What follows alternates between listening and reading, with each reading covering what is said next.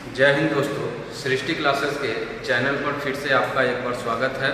मैं गोपाल सम्राट आपको जीएस पॉलिटी का बेसिक जो टॉपिक है उसके बारे में पढ़ा रहा हूँ।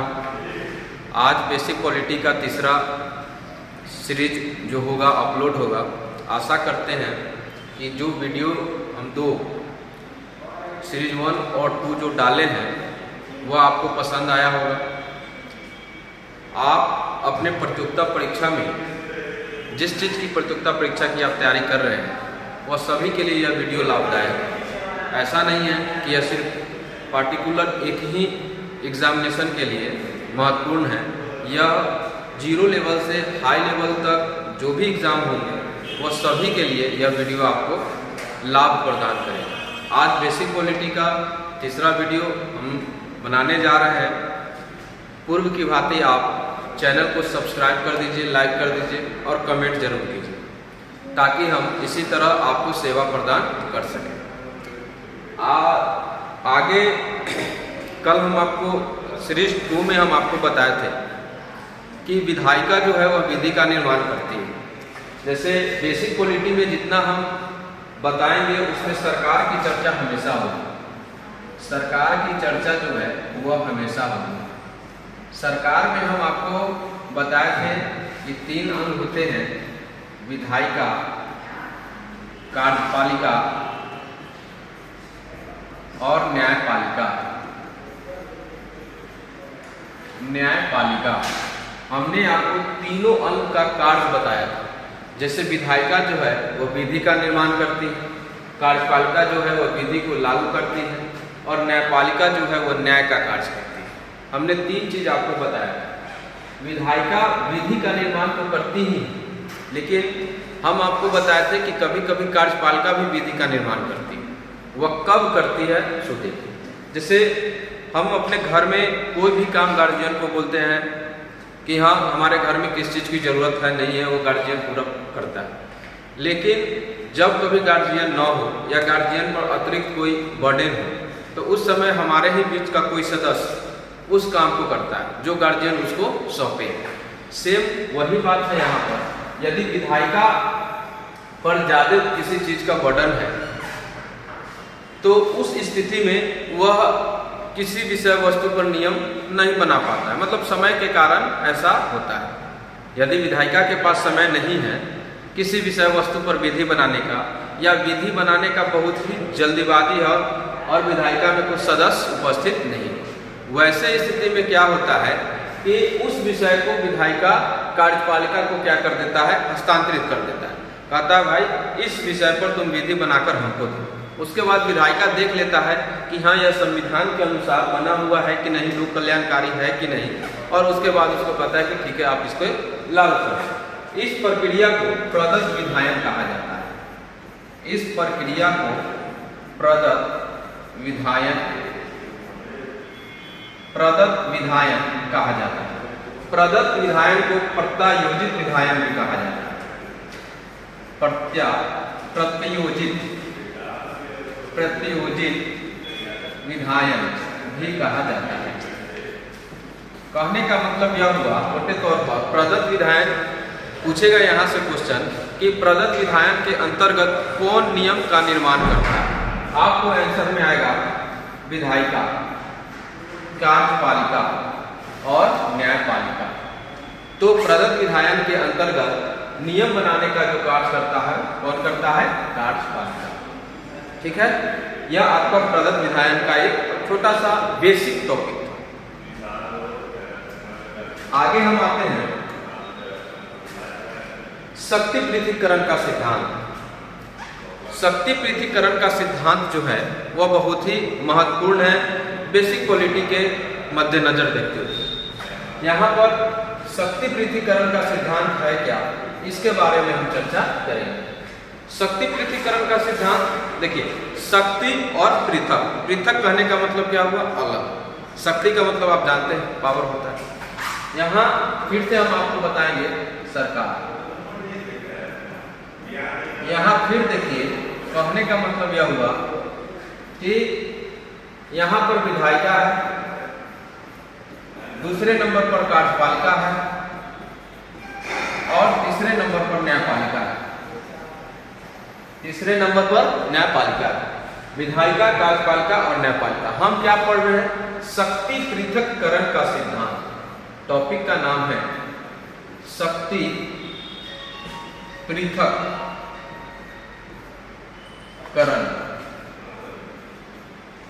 शक्ति पृथक्करण का सिद्धांत।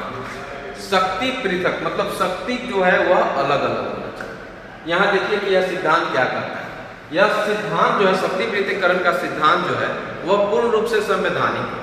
संवैधानिक कहने का यह मतलब हुआ जिस विषय वस्तु की चर्चा हमारे संविधान में की गई है उसे हम संवैधानिक कहते हैं।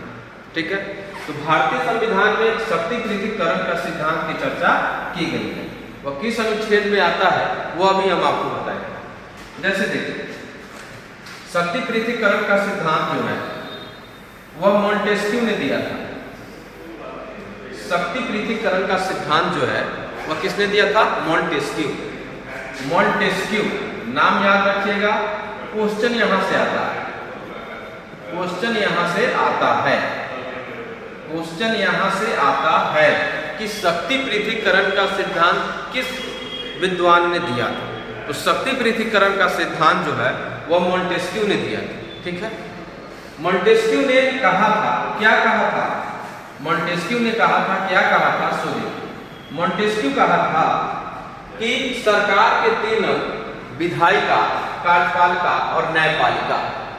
विधायिका, कार्यपालिका और न्यायपालिका। विधायिका, कार्यपालिका और न्यायपालिका जो है वह अपना अपना काम करेंगे। कोई भी अंग किसी दूसरे अंग के कार्य में हस्तक्षेप नहीं करेगा।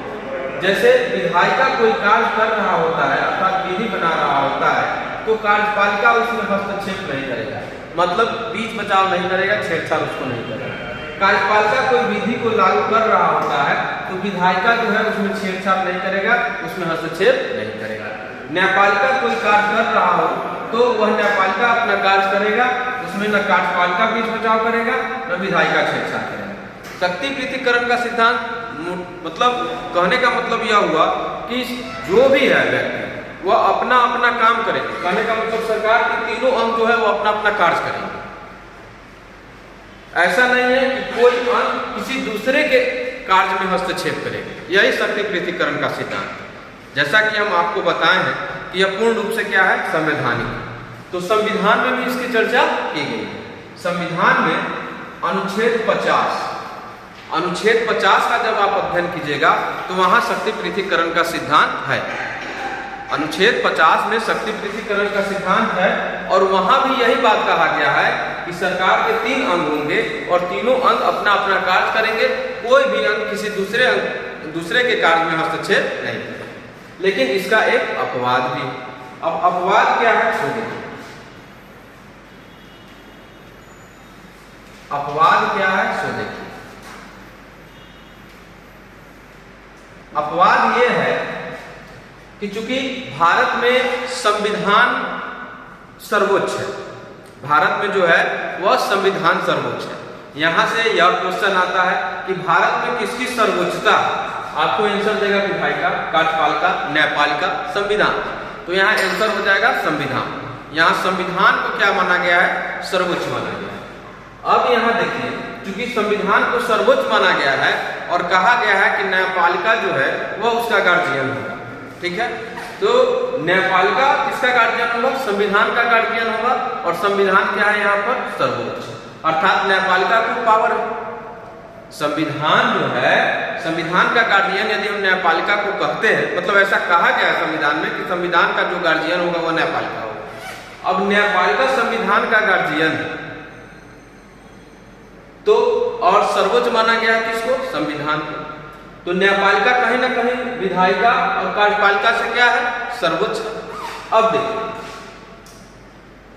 न्यायपालिका को यह ज्ञात हो जाए कि विधायिका कोई ऐसा नियम बना रहा है जो संविधान के अनुकूल नहीं है और वह जनता के हित में नहीं है, लोक कल्याणकारी नहीं है। न्यायपालिका को क्या होना चाहिए? यह ज्ञात हो जाए न्यायपालिका को कि विधायिका कोई ऐसा नियम बना रही है जो संविधान के अनुकूल नहीं है, मतलब संविधान के अनुसार नहीं बन रहा है, वैसे स्थिति में न्यायपालिका यहाँ हस्तक्षेप कर सकता है। शक्ति पृथक्करण का सिद्धांत क्या कहा कि विधायिका अपना कार्य करेगा, कार्यपालिका अपना कार्य करेगा और न्यायपालिका अपना कार्य करेगा। कोई किसी के कार्य में हस्तक्षेप नहीं करेगा। लेकिन अपवाद में क्या हुआ कि यह क्या कह रहा है, न्यायपालिका को यह अधिकार है कि यदि विधायिका कोई ऐसा नियम कानून लागू कर बनाए, विधायिका कोई ऐसा नियम कानून बनाए जो संविधान के अनुसार नहीं है, संविधान के अनुकूल नहीं है, लोक कल्याणकारी नहीं है, तो ऐसे स्थिति में न्यायपालिका यहाँ क्या कर देगा, उसको रोक देगा। कहेगा यह संविधान के अनुसार नियम नहीं बन रहा है, यह जनता के हित में नहीं बन रहा है, इसलिए आप इस नियम को मत बनाइए। और यह नियम बनाना भी क्या कर देगा, बंद कर देगा। एक प्रकार से हस्तक्षेप किया, विधायिका अपना कार्य कर रहा था, लेकिन हस्तक्षेप कब किया, उसको ऐसा लगा कि संविधान के अनुसार यह नियम नहीं बना। अब देखिए, मान लीजिए कि चुप से यह नियम बन गया, न्यायपालिका को यह ज्ञात भी नहीं हुआ कि वहां ऐसा कुछ नियम बना है जो संविधान के विपरीत है, अनुकूल है, और कार्यपालिका उसको लागू करने जा रहा है। उस स्थिति में क्या होगा, यदि पता चल गया कि हाँ विधायिका में जो नियम बना है वो संविधान के अनुकूल नहीं बना है और यदि लागू होता है तो जनता में असंतोष फैलेगा।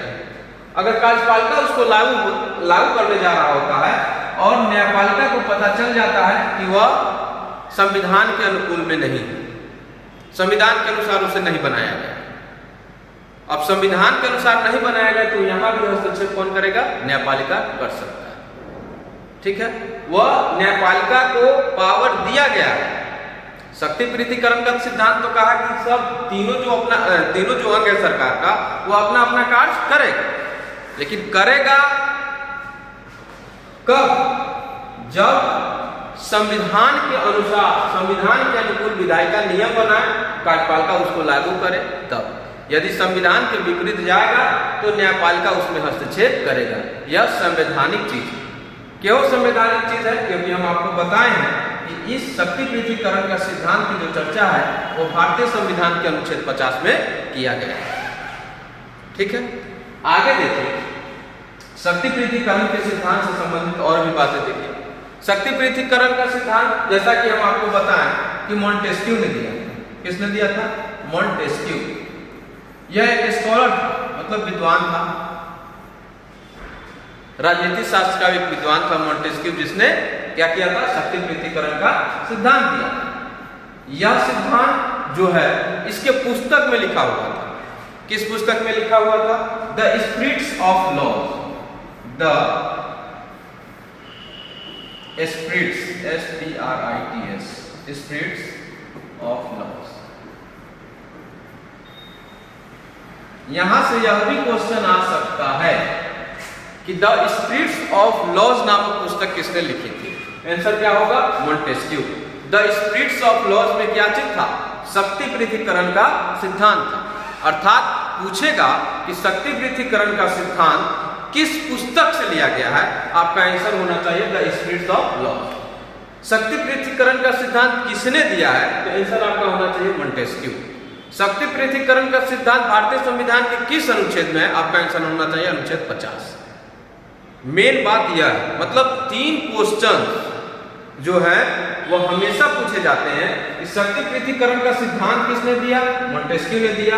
किस पुस्तक में दिया, द स्पिरिट्स ऑफ लॉज में दिया। भारतीय संविधान के किस अनुच्छेद में, अनुच्छेद 50 में। शक्ति पृथक्करण के सिद्धांत का अपवाद में कौन है, आंसर हो जाएगा न्यायपालिका, क्योंकि न्यायपालिका ही ऐसा अंग है जो विधायिका और कार्यपालिका के कार्यों में हस्तक्षेप करेगा। क्यों करेगा, जब वो संविधान के अनुसार अपना नियम कानून नहीं बनाएगा, तब न्यायपालिका जो है वह उसमें हस्तक्षेप करेगा, उसको रोकेगा कि यह संविधान के अनुसार नहीं बन रहा है, जनता के हित में नहीं है, लोक कल्याणकारी नहीं है, इसलिए आप इस नियम को बंद कीजिए, बनाना, लागू करना बंद कीजिए।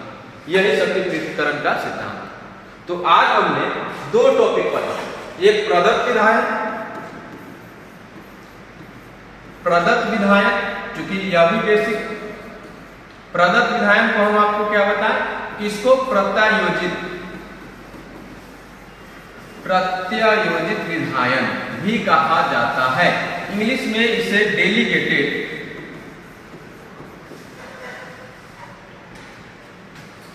डेलीगेटेड लेजिस्लेशन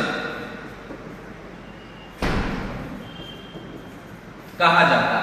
इतना चीज बताने का मतलब प्रदत्त विधायन बताकर हम छोड़ दें, लेकिन प्रदत्त विधायन का नाम ही है प्रत्यायोजित विधायन। यदि मान लीजिए कि क्वेश्चन यहाँ से यह पूछ दे कि प्रत्यायोजित विधायन के अंतर्गत नियम कौन बनेगा, आपका आंसर हो जाना चाहिए कार्यपालिका। प्रदत्त विधायन के अंतर्गत नियम कौन बनाएगा, आंसर हो जाना चाहिए कार्यपालिका। डेलीगेटेड लेजिस्लेशन के तहत कौन नियम बनाता है, आंसर होना जाना चाहिए कार्यपालिका। ठीक है, दो टॉपिक आज हमने पढ़ा। पहला टॉपिक प्रदत्त विधायन पढ़ ली और दूसरा जो पढ़े वो पढ़े शक्ति पृथक्करण का सिद्धांत। शक्ति पृथक्करण का सिद्धांत, यह दो टॉपिक जो बेसिक था पॉलिटी का, उसके बारे में हमने आपको बताया। इसको याद कीजिएगा, अपने नोट्स बुक में लिखिएगा, क्योंकि इसको लिखिएगा तब आपके कॉपी में रहेगा। जब आपको मन करेगा तब कॉपी देखिएगा या वीडियो देखिएगा, आपको समझ में आ जाएगा। दूसरा बात कि कोई भी एग्जाम की आप तैयारी कर रहे हैं, जैसे कुछ बच्चे कमेंट करते हैं कि सर एमटीएस के लिए क्या होगा, जीडी के लिए क्या होगा, बिहार पुलिस के लिए क्या होगा, तो हम फर्स्ट वीडियो में ही आपको बताए थे कि आपको यहाँ 0 लेवल से हम स्टार्ट करेंगे और बीपीएससी लेवल पर आपको पॉलिटी से संबंधित एक भी क्वेश्चन नहीं छूटेगा। जिस दिन पॉलिटी का बैच खत्म हो जाएगा आपका, उस दिन यदि आप क्वेश्चन बैंक बनाइएगा बीपीएससी का भी, एसएससी का भी या अन्य किसी प्रतियोगिता परीक्षा का, आपका एक भी क्वेश्चन नहीं छूटेगा। ठीक है, आज के लिए इतना ही, फिर मिलते हैं नेक्स्ट वीडियो के साथ। जय हिंद, जय भारत।